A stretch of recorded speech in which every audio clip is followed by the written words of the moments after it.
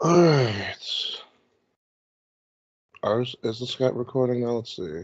Yes, we are recording. Hey, what's going on, Patreon people? We've got a lot.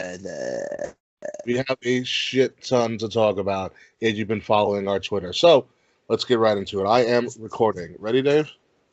Yep, I'm ready. 3, 2, 1.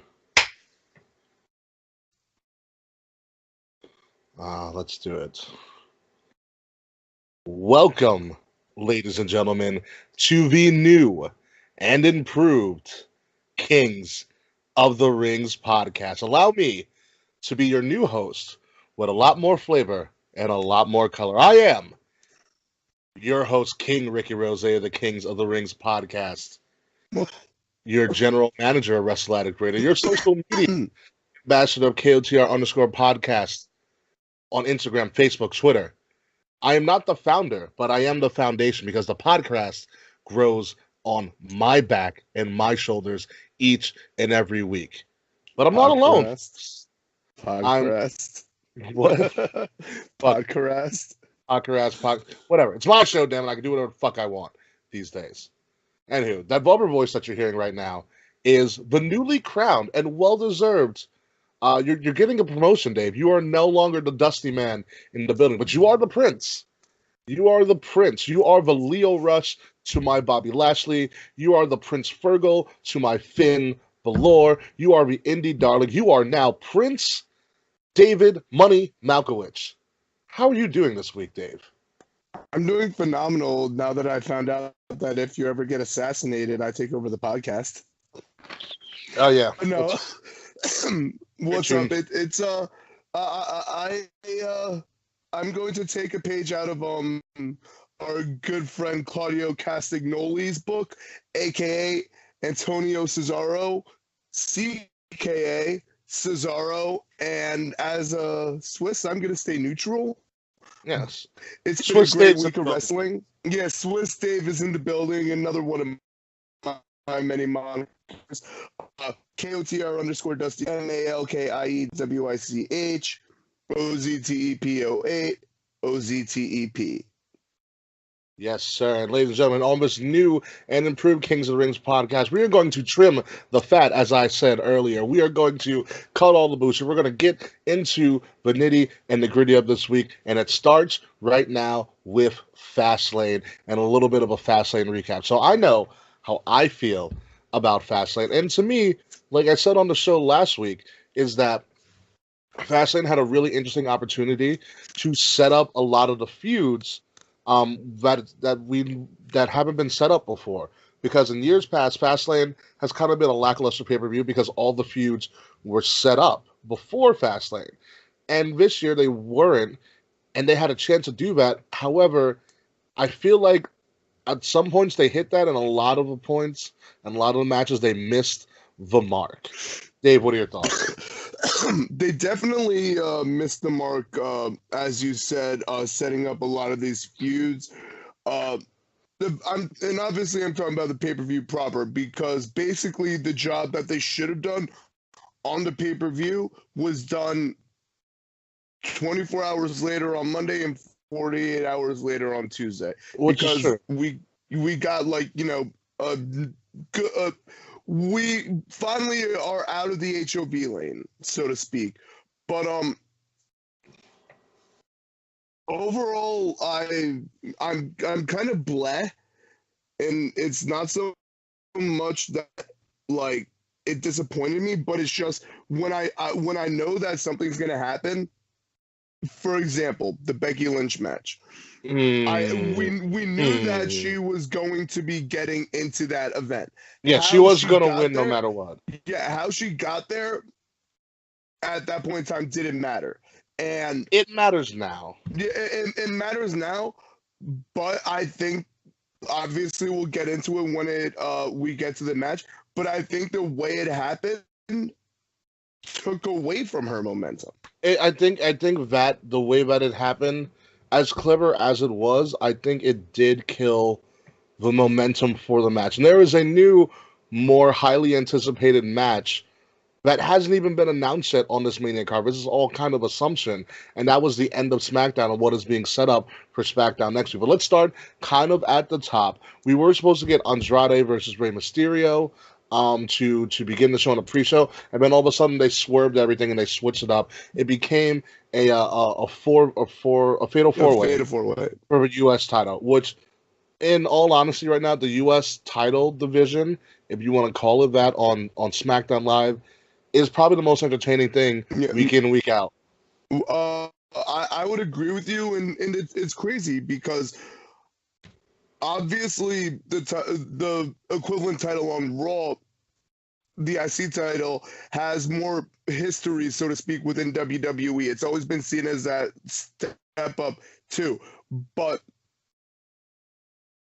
the IC title, ever since Seth left it, has been bland. It was great again, but I 100% agree with you. The mid-card division on SmackDown has been amazing.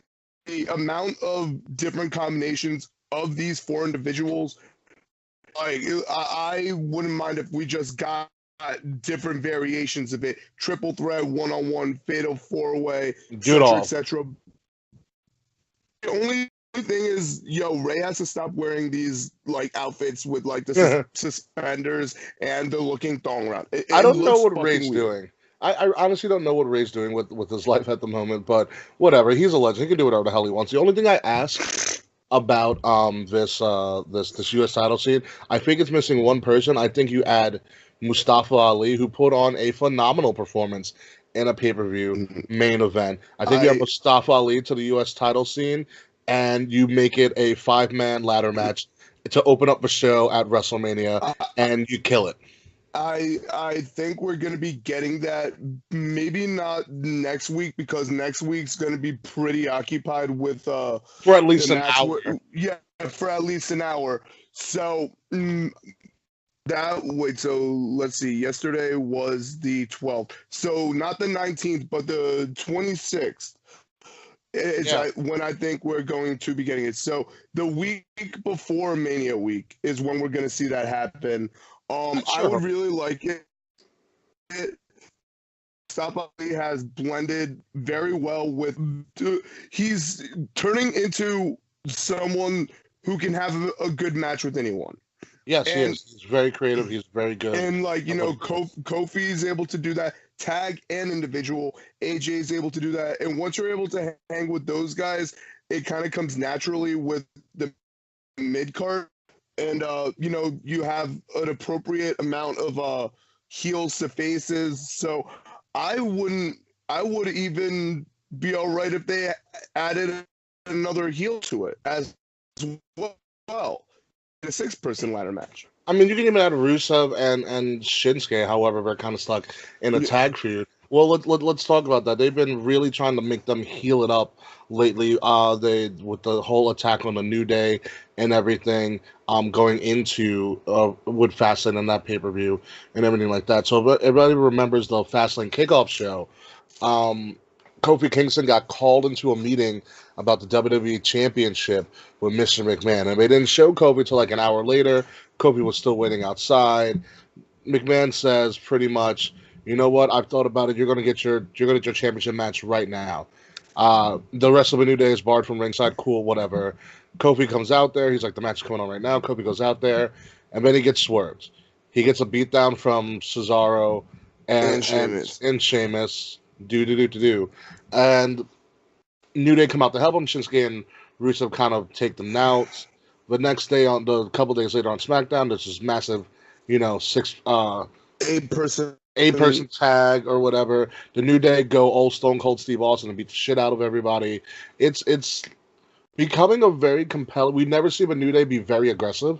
I don't think they've ever been aggressive. Not to the extent that they were this week, but like the way they are now, it's slightly reminiscent to when they first turned heel. So when they first went from the quiet, preacher thing to their heel gimmick. But obviously I can only say so much. I'm not a man of color, Yeah. but it reeks of closet racism. And yes, I know that this is storyline. However, I think it, it it doesn't sit right with me. You know what this reminds me of? It reminds me of that crappy top tier talent argument that Will tried to do on that one show, which led to his demise and obviously his resignation. So na, hey hey hey, goodbye. However, with that segment with Kofi and Mr. McMahon and that promo to end SmackDown, um, it is a very poignant, transcendent promo that Kofi cut, and that the New Day were cutting on Kofi's behalf as well. It's this ongoing kind of racial struggle. I can tell you right now, as a person of color, a lot of the times you're told to be able to succeed in the world of the majority, of the culture of America, the majority is that you just need to be prim and proper, never complain, kind of sit down and shut up and do your job. And then only if you do that is when you will be able to succeed. And you grow up and you find out that sometimes that's not enough. And you watch other Yeah. people get chances over you consistently and consistently. And then in your mind, I'm just like, well, I was told if I just sit down and shut up and do my job, they're going to like me. And then even when you do what you're told, you still get looked over. And I think that's the point that really hit with a lot of wrestling fans of color when Kofi was talking about, I sacrificed everything for you. Yeah, and he listed it off. But there's also another thing that's dragging with this. Both assume that we both believe Kofi is going to run the gauntlet and get entered to the match. I sure as hell hope so. It's going to be a magical event Yeah. next week on SmackDown. So now you have 3 babyface storylines. Universal with Becky as way into a match that she already qualified for, and Kofi having to overcome the insurmountable odds to get into a match that we can agree deserves. Yeah, and at least one shot. Yeah, and so now with me looking at this belief that we already have 2 of those matches set, that the third will be set, I don't see all 3 of them winning. So who's are you getting sacrificed? At this point in time, if Kofi makes it to that match, he can't get sacrificed. I don't know about that. I mean, historically speaking, when you think of the history of a WWF/WWE Championship, which ironically, after SmackDown, me and the Queen, my only true supporter, we're talking about this. There's never actually truly been a full blown 100% African American that has won the title. There have been the minorities. Heavyweight. Yeah, no, there have been minorities, but not of an African American. Exactly. What we found. I mean, Mark Henry has won the world heavyweight title. A bunch of people have won the world heavyweight title. I mean, we've all talked about in the past how while the world heavyweight title is a world title, it was still always looked at as, even second when it tier. was on Raw, the second tier title, because it wasn't WWE's creation. This is very true. And when I look at it, if I had to make a prediction on who I think gets sacrificed, it's Seth Rollins. It's definitely Seth Rollins. It's Seth Rollins, and then we get maybe him working on that parallel storyline that Roman did last year after losing to Brock. But mind you, Roman's going to be in the picture as well. So it's so difficult. But I'm pulling for Kofi. Like, it's kind of funny. We're a lot of us were going back and forth last night. imagining if Kofi Kingston pulled out the Jamaican music, SOS. Like, That'd be so awesome if he pulls that out at Mania. That'd be so great. but I mean, all I know is I'm invested in the storyline, but in the same respect, I'm not worried, but I'm preparing myself for The a worst. letdown of sorts. It's just whether or not it happens in that match or in the others. We have 'Cause never. they kind Go of ahead. backed themselves into this position with the Raw Women's and the WWE. Yeah, I mean, look at this. Like I said, we have never seen an African American hold the richest prize in the game, quote unquote, the WWE/WWF Championship.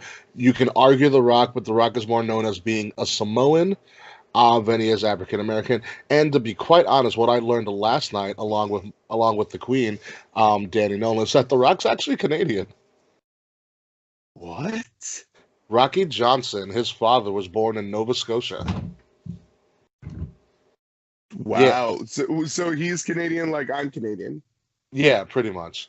So this is kind of a massive letdown for me and my ego. So The Rock's like Canadian, American, African, and Samoan. Which You know is what they say: never meet your heroes. yeah, right. It's just very, very true.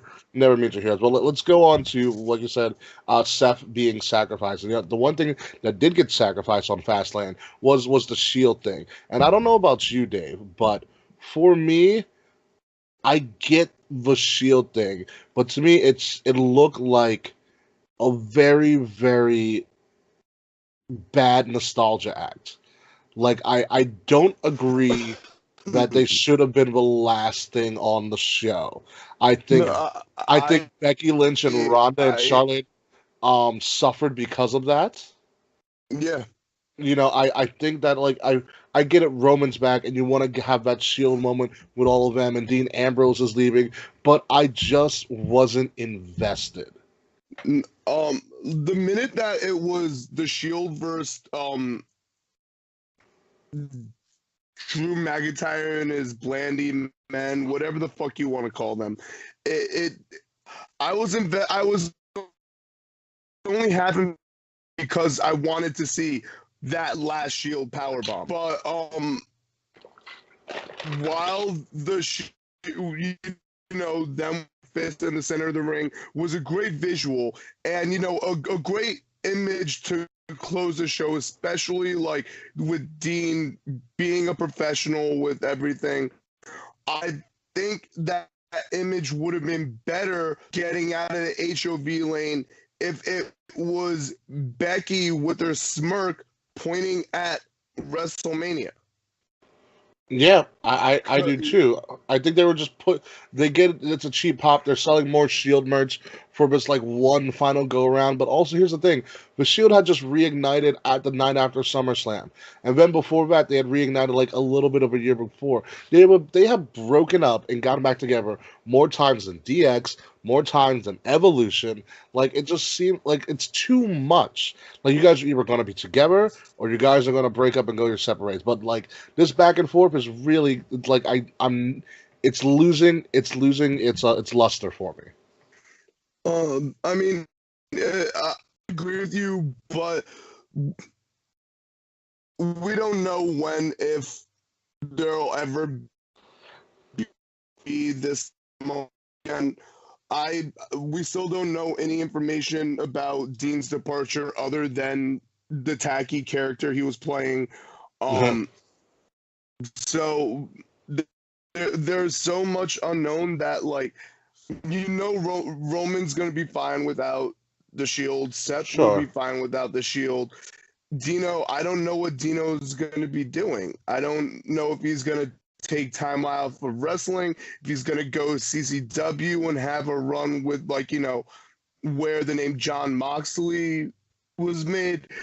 Obviously, there's an AEW thing, but look at what they've done to other people in the past, frozen them out of their contracts, taking them off TV. They didn't do that with Dean. He's still front and center. So there has to be an amicable level that they're currently at.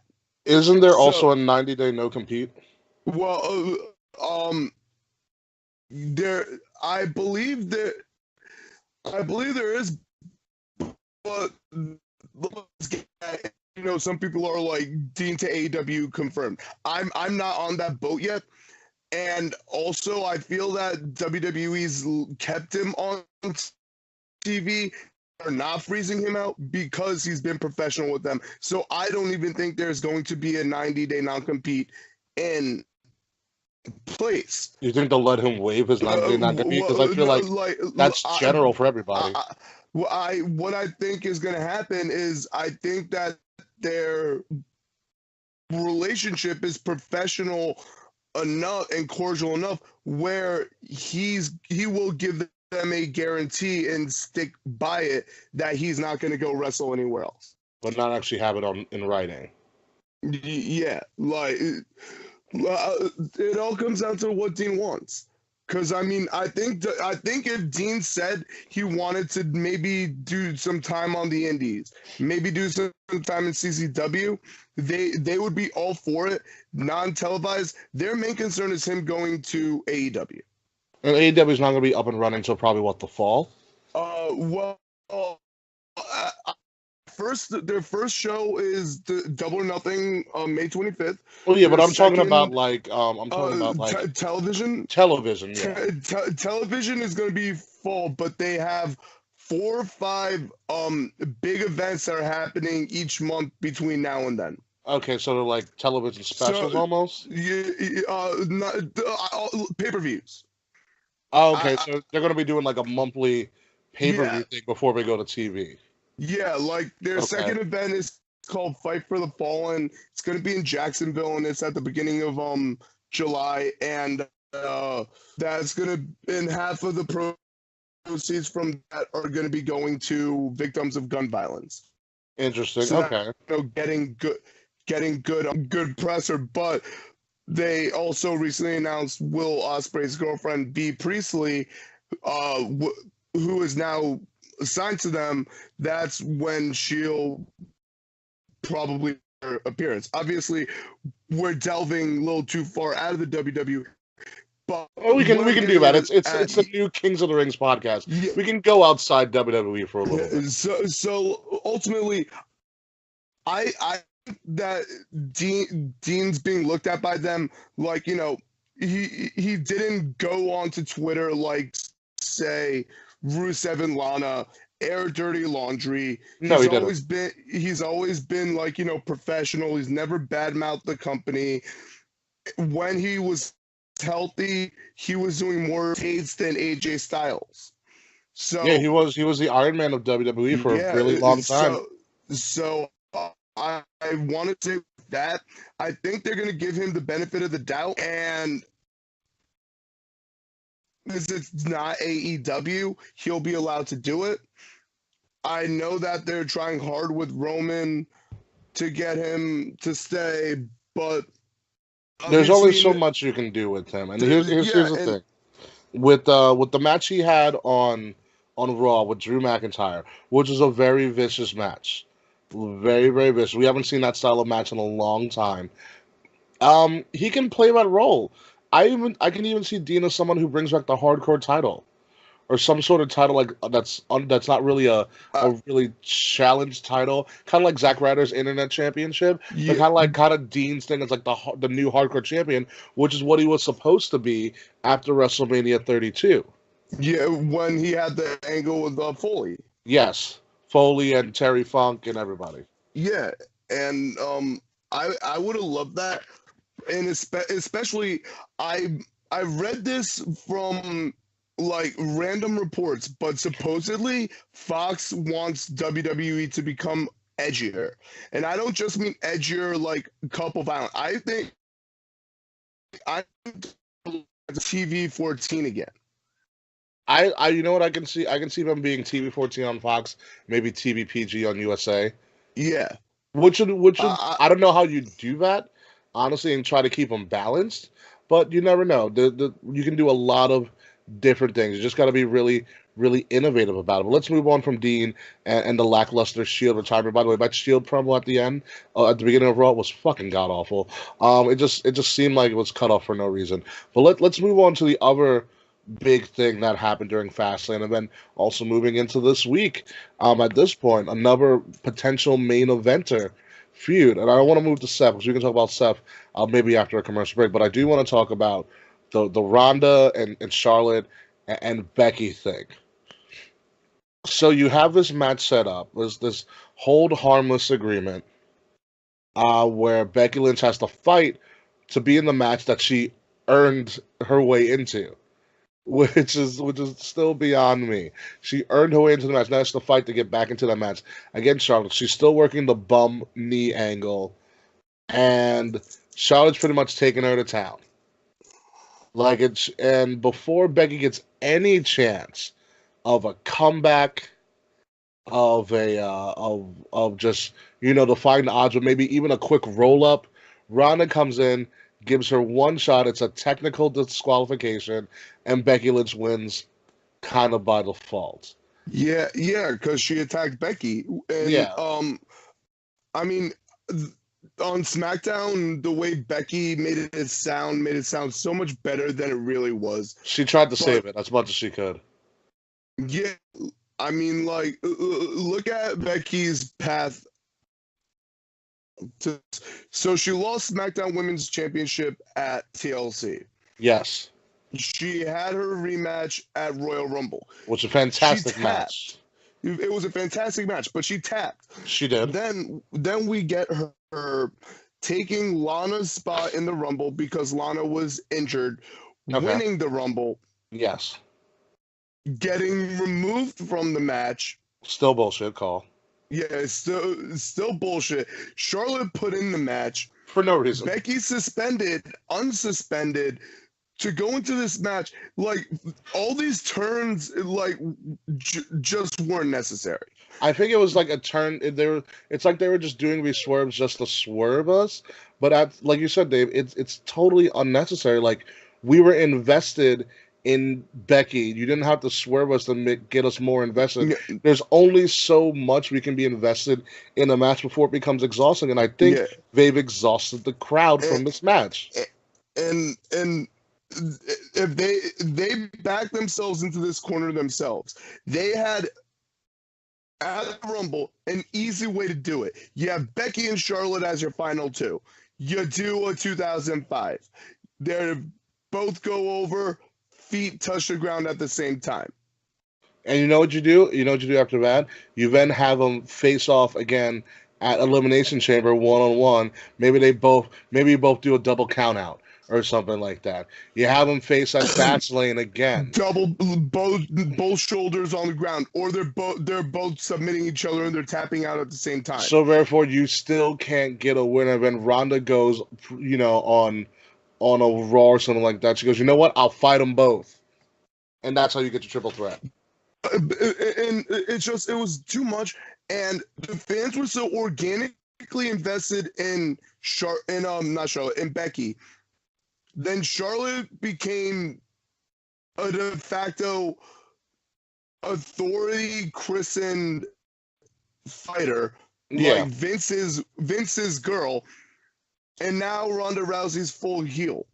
Like, am I still in this match as much as I was? Yes, but I can tell you it's not because of what WWE's done.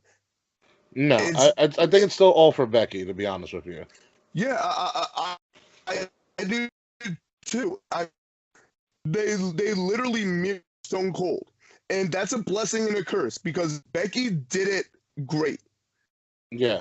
But the times that the authority or Vince McMahon went against her versus when it happened against Vince McMahon didn't come off like that. You know what also is the issue with this now, as well as that they decided to turn Ronda full-blown heel, which I think is a mistake. Like, I get it. Like, I like the fighter, the nasty Ronda, but I also liked her being that tweener where you didn't know if she was a face or a heel. I get that her character is frustrated with not being booed, but it makes her come off looking weak. And the other problem is when she becomes this riled up fighter, this angry fighter, she still has to speak. And she's still a little green on the mic. Not that her promos are bad, not that the words that she's using or trying to say are bad. What I mean she's green is that she's like a person who's never really spoken in public before. Usually she's speaking too fast because she's not comfortable yet.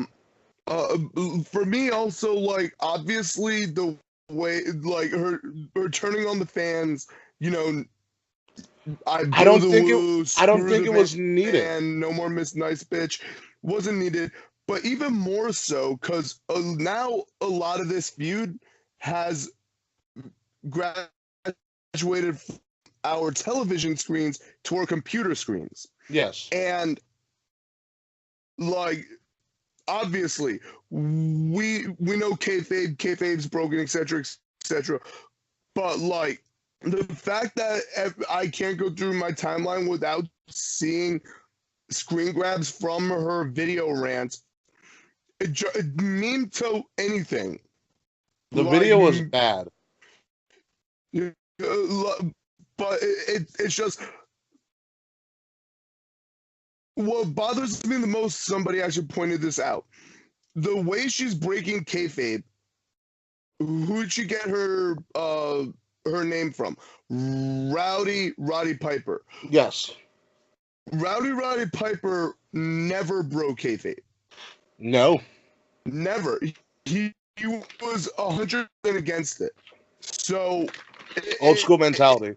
Yeah, and obviously this is a new era, but it's just, I think Rousey would have been fine not having done it, because now I look at Rousey and yes, I see a talented fighter, MMA, who converted to the ring very well, but I no longer see her deserving of the Rowdy moniker because she's going against what he stood for. It's like they're trying to revamp her character, but didn't really need to be revamped. Yes, and it sucks.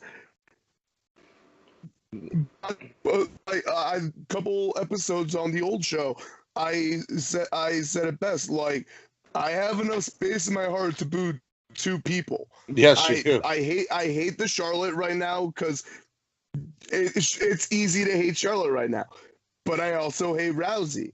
And obviously, we know outside the ring, like, she's gonna be taking time off because she wants to have a family.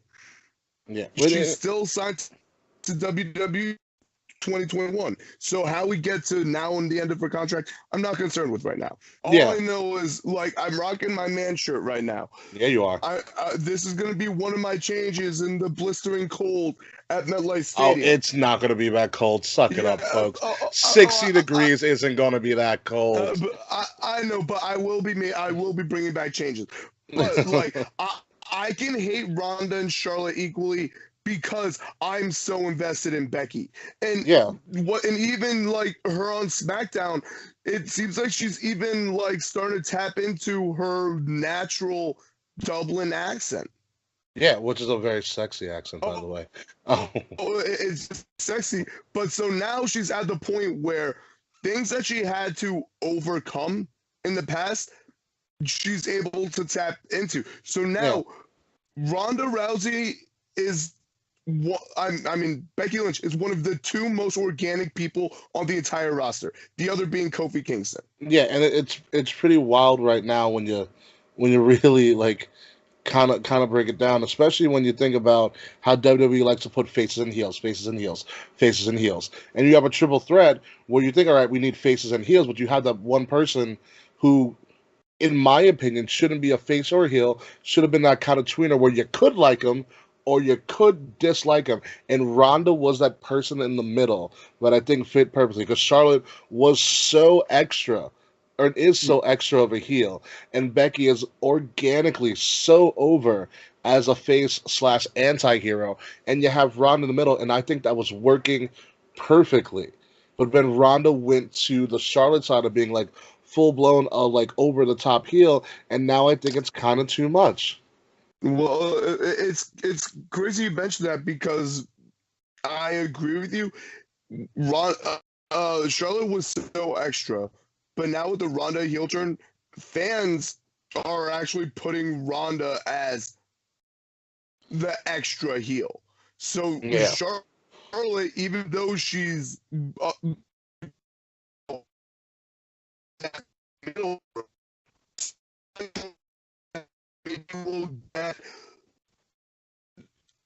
short periods of Becky and Charlotte teaming up on Ronda just so they could have their time against each other.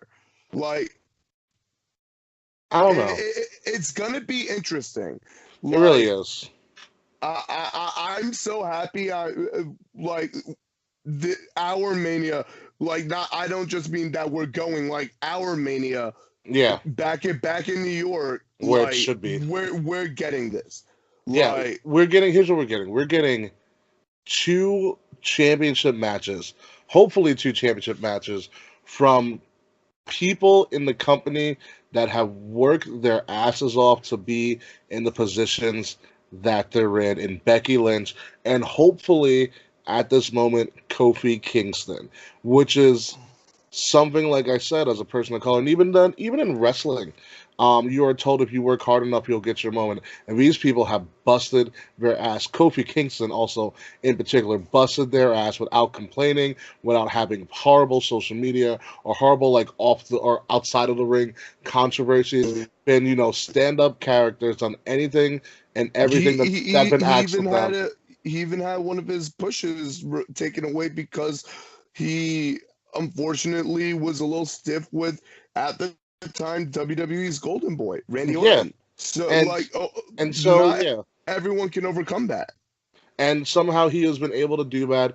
He has one more massive hurdle, and that's this gauntlet match, which I am very scared to watch. I'm not gonna lie. So we will see what happens on SmackDown. But right now on the new Kings of the Rings podcast, we're gonna take a quick commercial break, and then we're gonna come back and we're gonna break down the rest of the news and notes of everything going on in wrestling, and then we're gonna take it home with a little bit of closing comments. See you soon.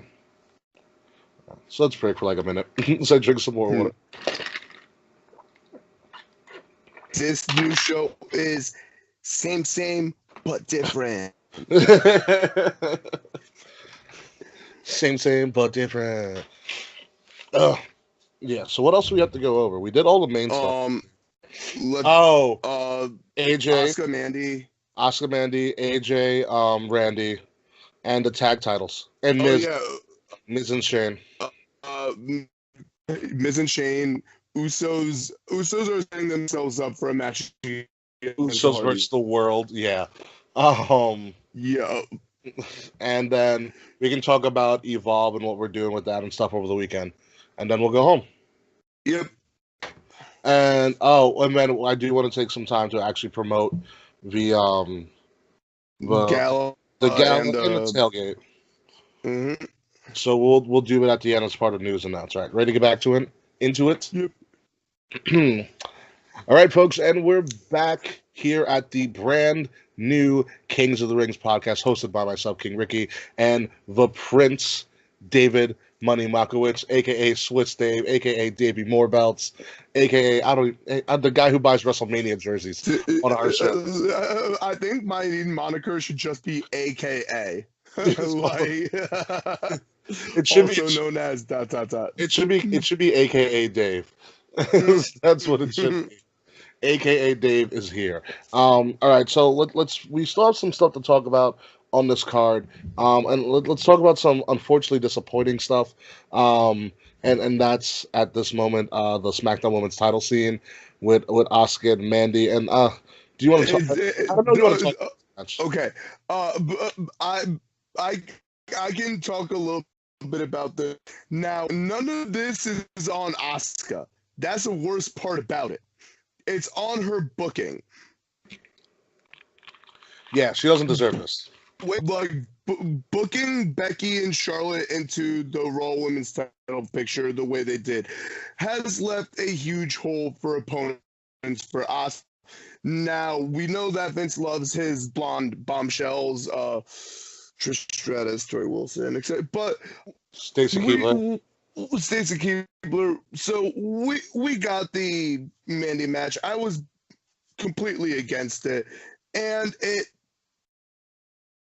disappointed me not so much because it was her that was in the match, but also just you had to have the apron spot before Asuka landed that sick kick on Mandy's face. And then you had the roles reversed on SmackDown where had a 4 spot thanks to Mandy. So looks like we're getting a big Fire and Desire. Okay, but that still doesn't answer the question. Who's ready for Asuka? I don't know. I don't. She's such an afterthought this Mania season. That's a fucking shame. Especially with all the shit that she's had to eat throughout this year. And here's the thing with like, it would be entertaining if Mandy and Sonya. It'd be more entertaining in my eyes if Sonya was the one actually chasing Asuka, because I think Sonya can put on a better match than Mandy at this moment in time. Agreed. And you now, know, and that's between them. Like, yeah.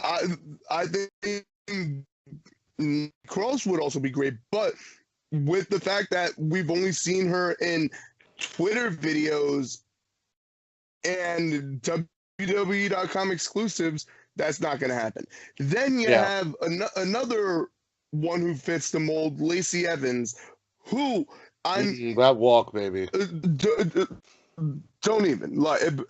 So like, they literally, and then you had my idea from last week, Nikki Bella. I still think that could salvage it. Like we said last week, it doesn't need to be a long match. No. But to bring eyes to the product, I'm sorry, Lacey isn't. Not right now. Not right now. Sonya, she's talented, but not right now. Mandy, not right now.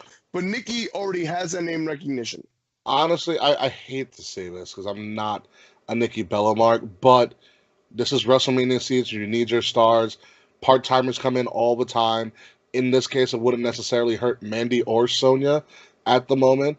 I would bring in Nikki Bella to face Asuka. Why the hell not?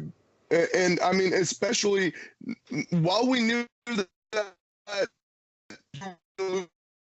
at Evolution, the match itself was a lot better than everyone expected. What, Nikki Ronda? Yeah.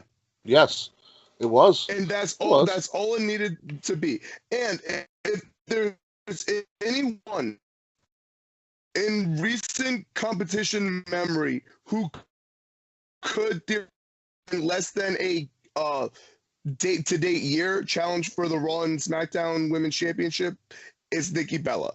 Yeah, why the fuck not? Because, I mean, Trish Stratus and Lita, I could see them in a tag team type of a deal. Do you think Trish and Lita are even making it at this point? I feel like they would have shown up by now. I think they're going to be. They're not going to be appearing at Mania, but they will at Access. I think the veterans that we're going to be getting at Mania are the Divas of Doom. Really? Yeah, I think we're going to be getting an appearance from Natalya, Beth Phoenix. Which I'm fine with. Yes, I'm 100% fine with. They've set it up, and if there's someone who retired, quote unquote, went in the Hall of Fame, who we think their career wasn't over, it's Beth Phoenix. And they also have that little mini rivalry from the first ever Women's Royal Rumble, where Beth actually lifted Nia in the air. Yes. And so you still Like, kind of have that unfinished business. And honestly, I never really got to see Beth Phoenix in her prime as a wrestler. And I know she was great. I think she was one of those wrestlers who was wrestling in the wrong era. yes, 100%. If she was wrestling in this era now, she sh- I she would be up there in title reigns. Yeah, Definitely a Hall of Famer, but like she's transcended the generation she wrestled because yeah. now she's that veteran. She does a lot of commentary for these women's matches now. Hmm. Um, she could share a lot of insight when it comes to in-ring knowledge, character development, because the Glamazon was a well-rounded character. Yeah. She came out dressed like an Amazon. She was a very strong individual and she had power moves. But in the same respect, she had the cunning and the sexiness of a good-looking wrestler. Yeah. But she never over-sexualized it. So she could be that role model for the kids, but also like, someone that our age group cheers for. So if one of our lower part of the card matches is Mina and Naya versus Natalia and Beth Phoenix, I don't want Beth Phoenix and Natalia's involvement to be in the women's battle royal. I don't want that either. Save that for the mid cards of both Raw and SmackDown, and throw in some NXT. Absolutely. You know what I think we're headed and throw to. in some NXT UK. Like, Absolutely. especially they just signed Jazzy Gaybird and Kaylee Ray, so like they have enough women where they could theoretically have three women's championship matches, tag, Raw, SmackDown, and a card match, and still have enough for this battle royal. Yeah, no, you are absolutely right. You know where speaking of attack champions, Sasha and Bailey, we're not going to talk about that god awful match at Fastlane, and it was nothing that Sasha and Bailey did to make that match look bad. You know, It absolutely wasn't. But you I'm but more you, concerned. I'm more concerned and interested in what because it seems like you and me have a very multi-competitor heavy for this Mania. I think so, but here's what I think is going on for this women's tag title. They're playing it up really well, and they've been ramping it up a lot. The Iconics might actually get this tag title match against I Sasha and Bailey. I can I see it happening. if it's gonna be a team on team, it's gonna be Iconics versus Sasha Bailey. You know why? I Because they're think right. it's Because they have not shown up on SmackDown. They've showed up at NXT live events. They've showed up on NXT TV. They're always on Raw. They have not shown up on SmackDown. The Iconics are calling them out to show up yeah. on SmackDown, and I We're getting love it. we're getting the video packages. Um, I love every moment of this. like for me, wishful thinking would be SmackDown, Raw, NXT, And a Legend four group. corners, four corners tag match for NXT. Sky Pirates. Knew it. For Raw, Sasha and Bailey. they're the champions. So you would have Raw, so SmackDown, NXT, and Riot Squad, Riot Squad, Iconics, Sky Pirates, Sasha Bailey. Boston Hug. Okay. Like I think that would be good, and you would have the tornado tag rules where anyone can tag anyone. Yeah. So they'll all get to show their spots, and you could even have it be elimination. You can use something like that where everybody gets a chance to show up some stuff, kind of like they did Elimination Chamber. And so let's say they go with that, and they'll still have more than enough women for a 15 women battle royal. Yes, they will. Dana Brooke, Zelina Vega, Carmella, Naomi. Oh, Dana, I'm so sorry. She took a beating. this week. Yo, she did. She I did, I but think I like, think Dana Brooks at the end of her contract. It's because yo, they're playing her like she's like getting sent out the pasture at this point, yeah. which is a shame because for But someone so talented, she was misused a lot. she was misused just because she had the physical acumen. The in-ring talent started coming later, but the character just never. Which is very unfortunate for her because she had a lot of potential, but someone who did live up to their potential, I do want to talk about this, is Kurt Angle. We are going to be privileged, and I'm going to say, and I mean this sincerely, we are going to be privileged Let's to see Kurt Angle's last repeat that. match. Yes, I actually we saw his return. Yeah, Like you saw Kurt Angle in the past. I've seen I him tons of didn't. times. Like I never got to see Kurt Angle in his heyday, having not gone to an event until 29. Yeah, So having been there for him teaming with Ronda against H and Steph was amazing. But the fact that and I mentioned before, like our Mania, like yeah. New York, like it's be amazing. I can actually foresee myself crying match like I was when we were leaving Camping World. Oh, it's definitely going to be like that Ric Flair moment.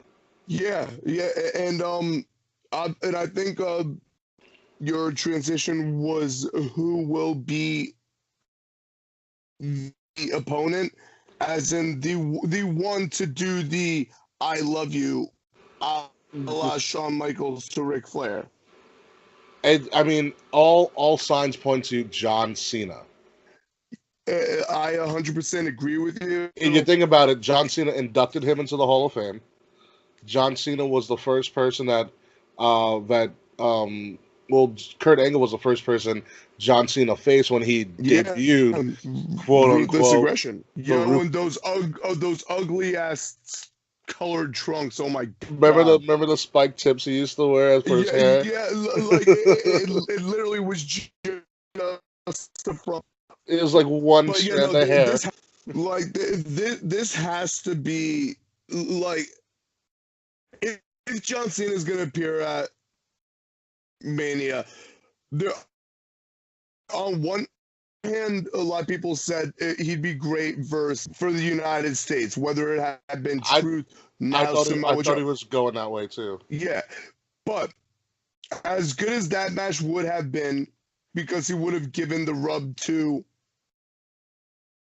the younger, it's just too perfect. And I have to think that Kurt Angle has a choice in who is going to do this match.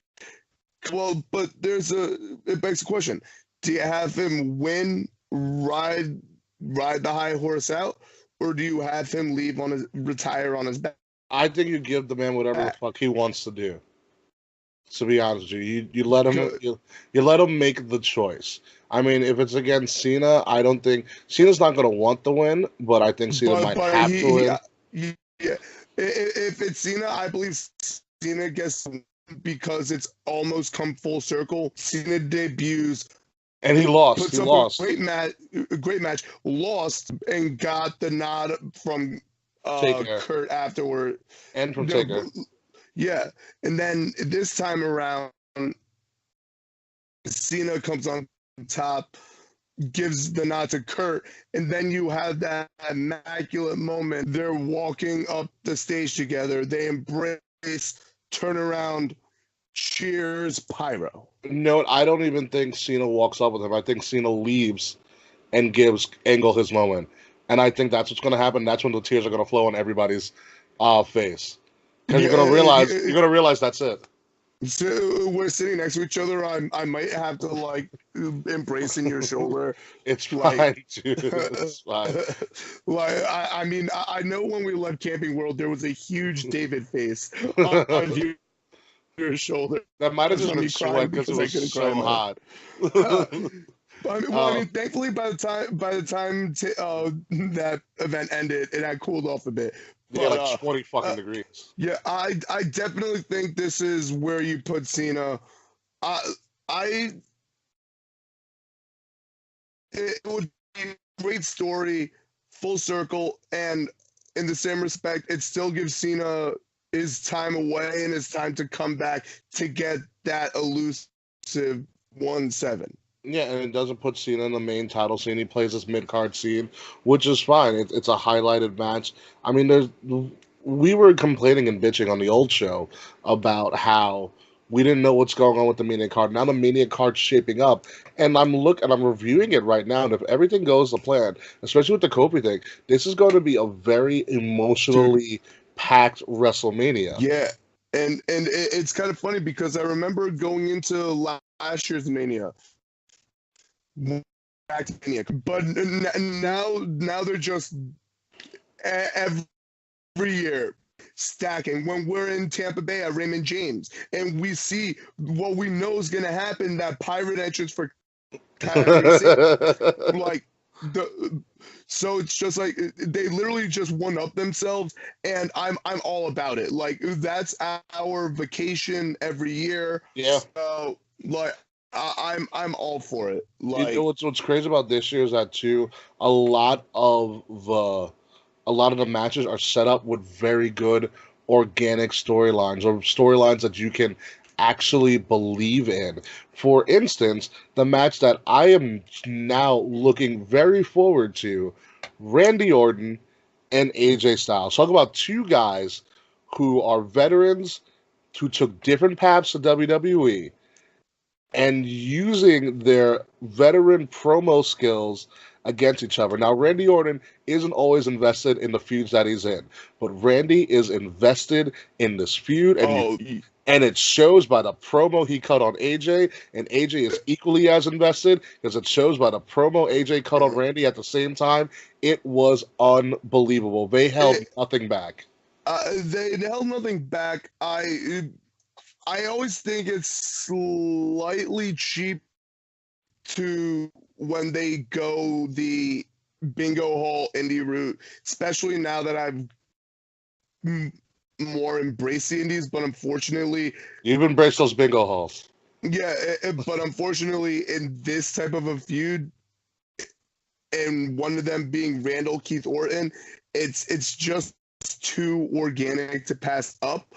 It works. But, you know what's great about this feud, Dave, also is that it's a feud that any wrestling fan can get into. You're either going to be on Randy's side and be pro WWE, or you're going to be on AJ's side and be pro indie. This is the feud that the wrestling community is actually going to be talking about. Oh, absolutely. I guarantee when AJ was finishing up with TNA, getting ready to do his tenure in New Japan. Yeah. And obviously, once somebody starts changing companies, you get the yearly will they or won't they jump to WWE. Lately, we've gotten that with Kenny Omega. But dream matches that would be listed, this had to have been in everybody's list of dream matches should AJ come to WWE. And now we're getting it. And my favorite part of that promo was AJ's response. It's good to know that you've done your research on me. Like I matter that much to you that you knew that in whatever year that I was Dixie Carter's number one. I went and it rings true. So, I mean, every point they made against each other, they were right in both aspects. The RKO is a knockoff diamond cutter. It literally is a knockoff diamond cutter. Yeah, and Too Sweet is some of the indies were stealing from WWE. Granted, they were allowed to do it, and they asked permission. However, it's still a stolen thing. The funniest thing is the first people that stole it from WWE were WWE people going to other company. It was the But no, NWO, like, yeah. yeah. So like that is going to be a great match. Now, obviously, we have a lot of like your checklist for pay-per-view. Like you have your hardcore match. Get to that with Batista, no holds barred. You're getting a lot of what it seems like a lot of matches don't have the pure matches yet type of a deal. I think this is going to surprise a lot of people and be one of the more talked about matches of the night, especially the fact that it doesn't involve a title. I mean, at this point, it is WrestleMania and it is AJ Styles. If you look at AJ Styles' track record in WrestleMania, it's WrestleMania 32 versus Y2J is a technical classic. 33 33 versus Shane. Shane, the opening match. The opening match for the main card. Yeah. Then last year, Shinsuke could have been a lot better. Could have been better, but still, if you look back at it, it's still a really good match. Yeah, a match we never thought we'd got. So just from the nostalgia, like, am I alive? Like, yeah. When the lights shine brightest, when AJ puts on his best performances, point blank, period. That's what the man lives for a spotlight. Now, my question with this match is, especially with a couple weeks after the shake-up, both of these individuals could theoretically see a change of scene. Ooh, it's hard. Randy has been part of the SmackDown 6 for a while, but he's had his time on Raw. AJ never went over to Raw when the brand split occurred. So, and I would love to see.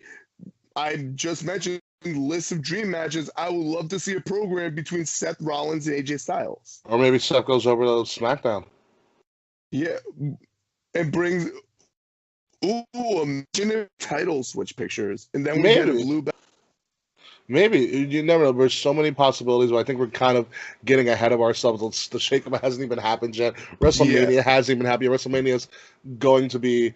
I am now very confident in WrestleMania when I wasn't before.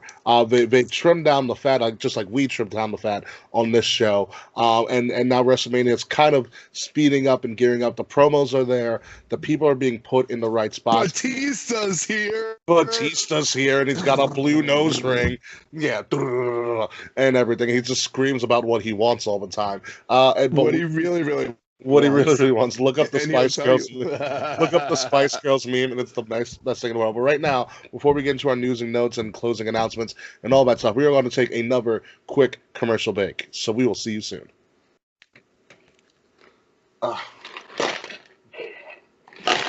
I really got to watch that Randy and AJ promo again because I'm so good. Oh, absolutely. And I kind of want to watch that Shane attacking the Miz and then fucking holding the Miz's dad's face. That's palming his chin. Which we didn't talk about, which we'll gloss over real quick. I do want to talk about Harlem Heat. Talk about so here's what we're gonna do: Shane Miz, Harlem Heat, the Hall of Fame, Evolve, the Gala. Yeah, I definitely want you to take Harlem Heat, and that's not. I'm very well read up on them, but I think as it affects us as fans, I think you. I can bring some context of why they chose the name and all that stuff. Yeah, and I'm not just saying that because you're black, but it's just I think it's. I know what you're trying to say. Yeah, for the exact opposite of what Will was saying. No, I just find it crazy that up until this year, there's only been 1 2-time Hall of Famer, and then this year we already have 2 people becoming 2-time. Well, because you're putting in factions and stuff like that, and all of that stuff. All right, so you ready? Yep. All right, ladies and gentlemen, welcome back again to the new Kings of the Rings podcast. So, before we get into our news notes, there's one feud that we forgot to talk about, and we're going to talk about it really briefly because we're going to have a bunch of time to talk about it next week, pretty much. Shane and Miz. Shane turned heel, and who would have thought by this time this year that the Miz would be the babyface in a feud going into WrestleMania, which is beyond me. Yeah, we've never seen it, but no, it's good. And then Shane continued it perfectly. SmackDown, but my favorite part of the attack was him getting physical, but not to the point of attacking Mr. Miz, but getting physical. Do you see that? It, it, I'm invested in this too, and obviously Vince McMahon as Mr. McMahon is a forever heel. Mm-hmm. It's weird seeing Stephanie and Trips kind of playing the face to that. Yeah. But it's nice that we have like a heel McMahon, but not abuse of authority, because they do that all the time. I'm invested with this. Will it be a technical masterpiece? No, but when I think I've mentioned it in the past, having a match with a McMahon, whether means you've done something right. Means you've done something right. So I think from this match, which I think Miz will ultimately win, is when we're going to see him elevate to that next echelon. You have been calling this for like 2 years now. It's great. Yeah. Like I've been kind of calling it like Ant has been calling the Dean Ambrose heel turn, and then that fizzled. But, yeah, but the thing is, like, and then we just mentioned with the other two guys, possible change of scenery. Yeah. Imagine Miz going to Raw and being in the Universal title picture. I mean, during the first Superstar Shakeup, the Miz went to Raw and was running the show and running the IC title. It's great. Like, the Miz can go to either show and all the spotlight goes on him, and that's what's great about the Miz.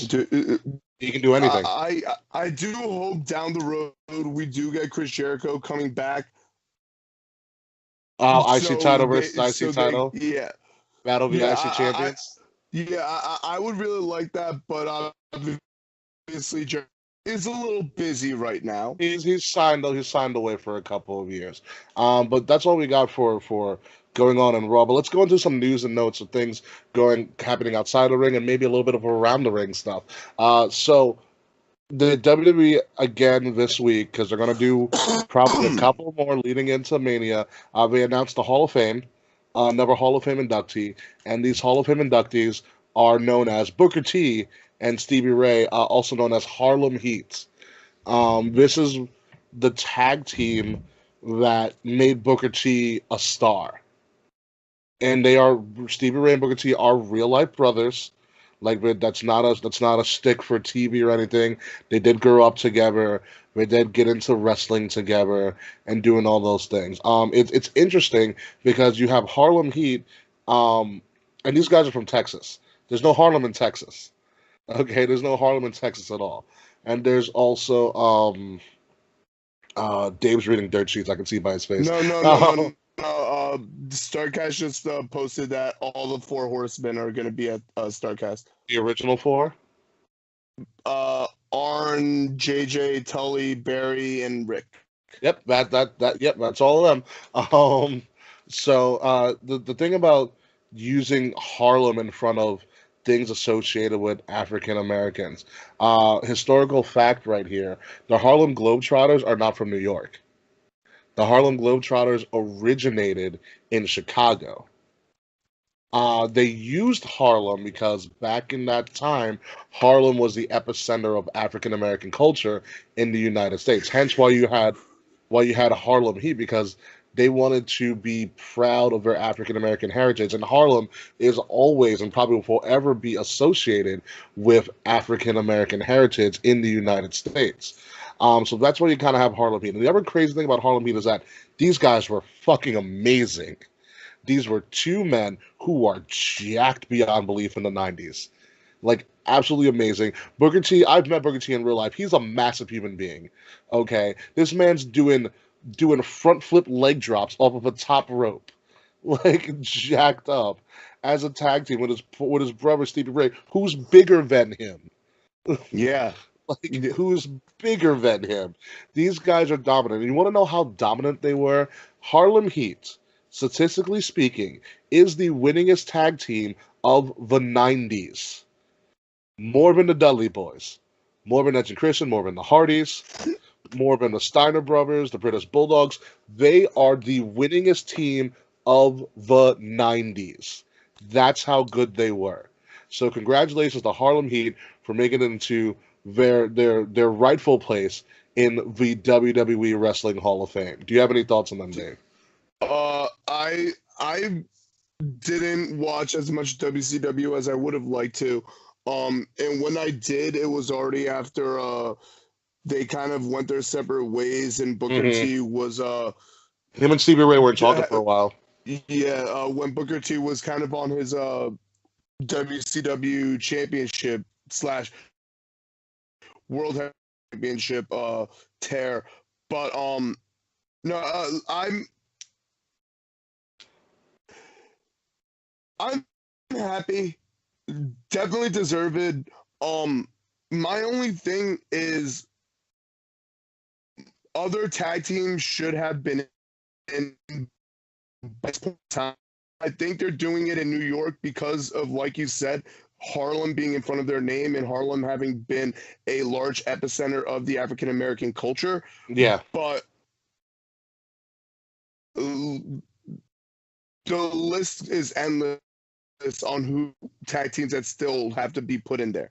So until these other teams aren't in there, a lot of people argue that the WWE Hall of Fame's a sham. And then there are a lot of individuals that still have to go in. Owen Hart. But cough cough. But they definitely do deserve it. So I don't want to sound like I'm raining on their parade or make it like that, because their careers speak for themselves. And yes, then my Lord. And Booker T even opened his own school and is running the House of Glory. So like they've literally come whole spectrum. And obviously you have to think, when they first got into the company, they were kind of being done dirty in real life the way Kofi is being done dirty in storyline. Yeah, because they were African American. Not being given the chances. And mind you, Booker T also did a stint in jail. Yes, he did. Booker T did a stint in jail. He was robbing fast food restaurants. Yeah, so like a convicted felon. Yeah. You know, Booker T's story is phenomenal. Oh, absolutely. So when you factor in just like overcoming the crime, the racism, and the inequality, to now, mind you, WWE has not historically crowned non-WWE tag teams. Now, like the Dudley Boys went in, they did compete in WWE. Stevie Ray has never stepped foot in a WWE ring. Not once. So that goes to show he was that good that his career outside of WWE as one half of Harlem Heat, with Booker T, has brought him into it. Seriously, look back at the Harlem Heat. Find the Harlem Heat on the tag match on the WWE Network. I guarantee you won't be disappointed. These guys were so entertaining, and Booker T was in his youth, and he's crazy athletic when he was younger. Absolutely like a freak of nature with his athleticism. Like joking around, we would always think that he was athletic because he could do the spin-a-rooney. That was just something later in his career. His athleticism is unmatched from earlier in his career. Yeah, no, it was, oh my God, fantastic. There's actually, I think Booker T has a special on the network where he talks about how the Spinaroonie came to be. It actually happens early on in his career. That's how he like got up from like someone knocking him down, and people were entertained by it, so he just kept doing it.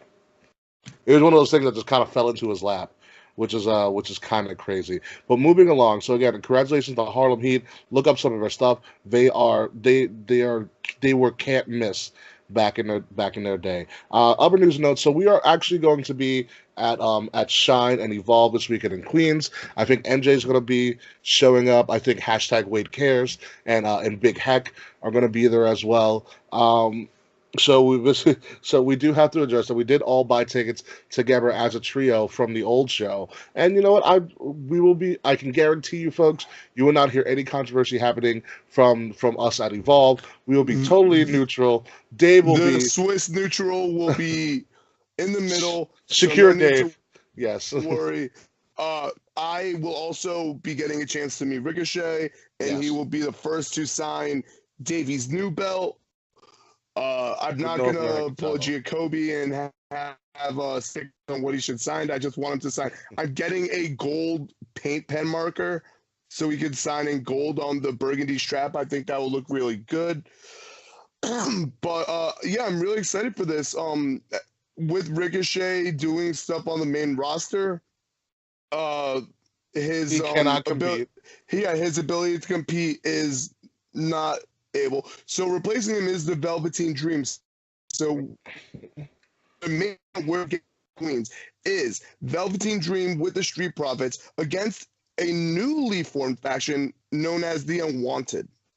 Eddie Kingston, Joe Gacy, and Eddie Kurt Stallion. Kingston and Joe Gacy.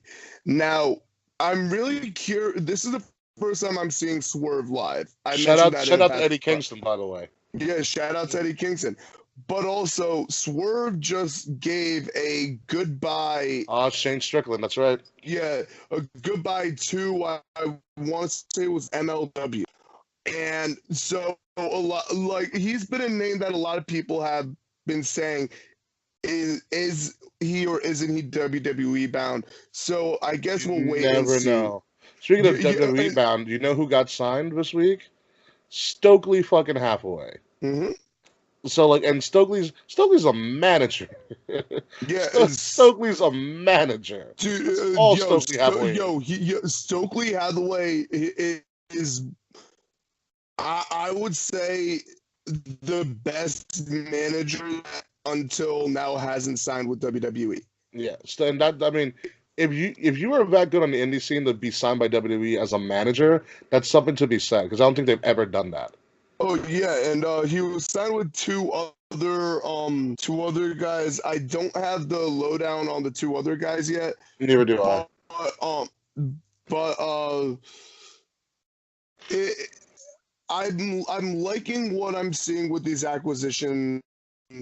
I The thing would is, like to where are you see gonna put them? yeah, where are you gonna? So that's why I'm still deep in my heart of hearts clamoring second hour of NXT. I know the 1 hour makes it different, but in the same respect, that additional hour, just think of the storylines they advance in 1 hour. Mm-hmm. It would be amazing. So I mean, with the roster being as loaded as it's going to be for NXT, you are going to slowly be making that an official third brand. It's being recognized now as a third brand on TV, so now you're going to have to move towards being actually a third brand and people going from SmackDown, NXT, and NXT to Raw. Like there's a lot you can do. You just have to set it up that way, and it's a work in progress. I would say. But again, like I said, folks, we're going to be at Evolve. We're going to be at Shine. We're going to see Mercedes Martinez, Allison Kay. Big Swole is going to be at Shine, which I'm very excited. Wait, we're on the stage again, right? Yeah, Mercedes will find us. Yo, and dude, like we had mad people pointing at us last time. So I shared pinkies with Allison Kay, so I was really happy. Big Swole acknowledged me. Mercedes gave me a nod.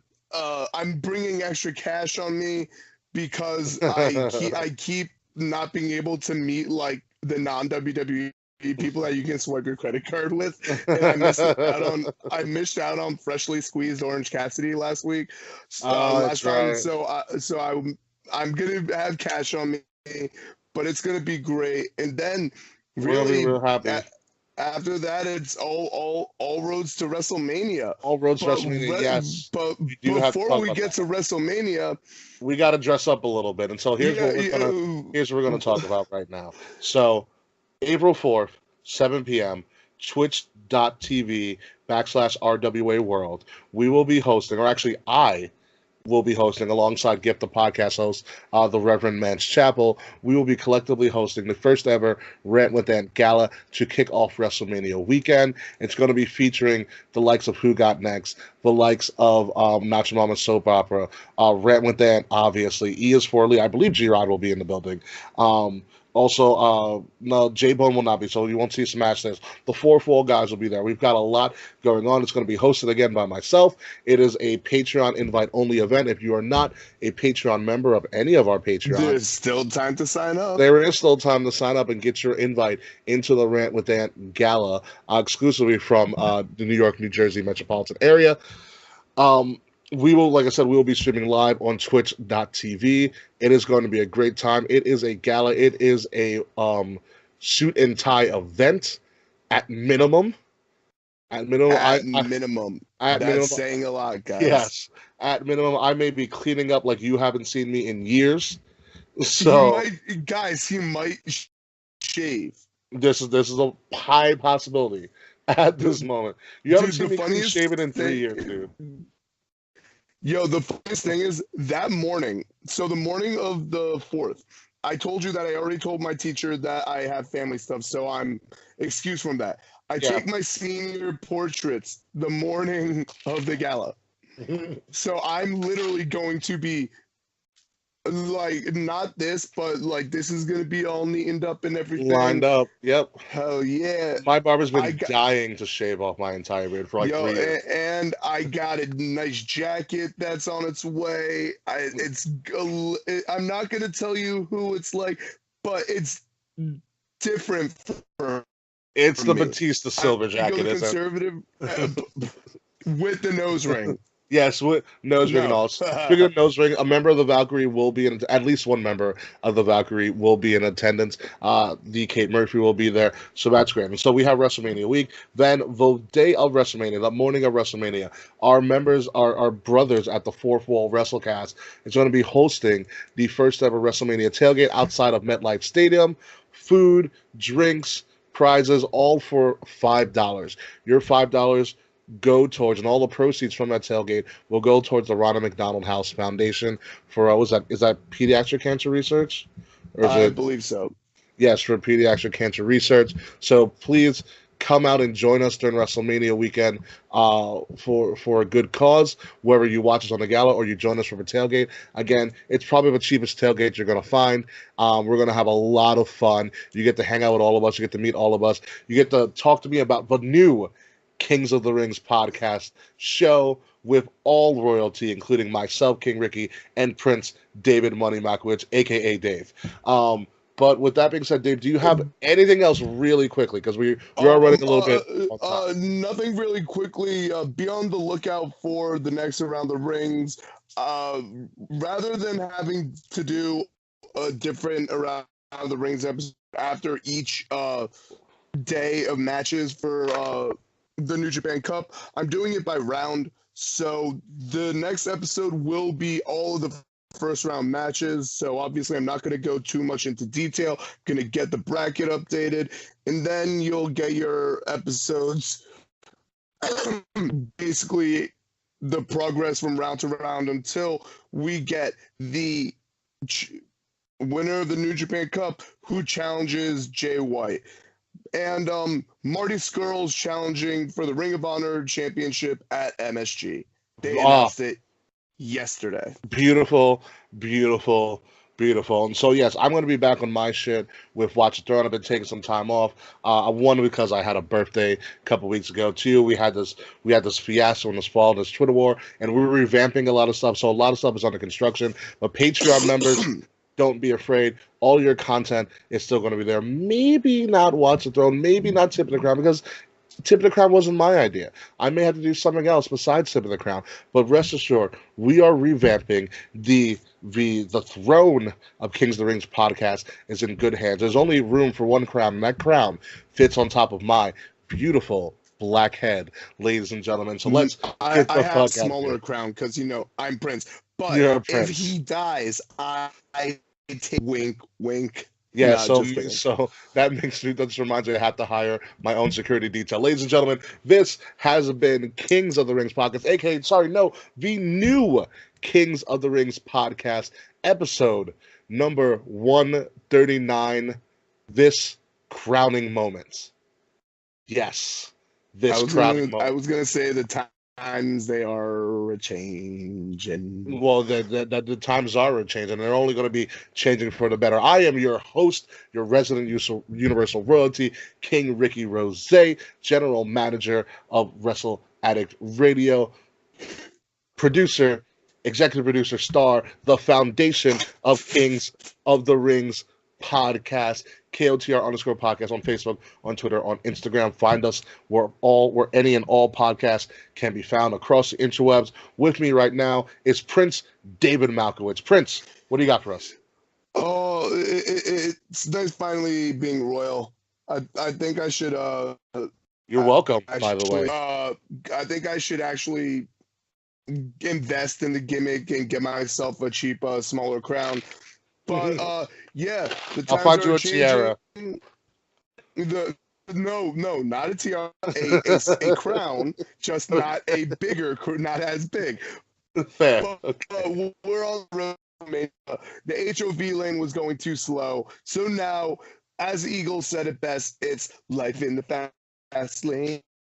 Yes, it is. From me, goodbye, mwah, and good night.